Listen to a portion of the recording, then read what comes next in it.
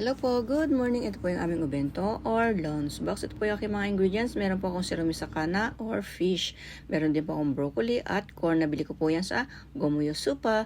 At ito po yung tangkay. Tatanggalin po natin, sasama po natin yan sa may corn. May konting bacon po ako. At magprito po na tayo ng isda. Maglagay po tayo ng konting butter. Mag-isa na po tayo ng mga gulay.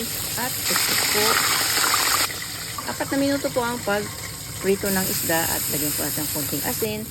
At ayan na po, pwede na rin po natin siyang hanguin. Maglaga po tayo ng broccoli, 1 minuto po. At paglagay po tayo ng kanin bago po natin ilagay yung mga ulam. Palamigin muna natin yung kanin. Ayan. At maglagay po tayo ng sauce at lagyan po natin siya ng sesame seeds sa ibabaw.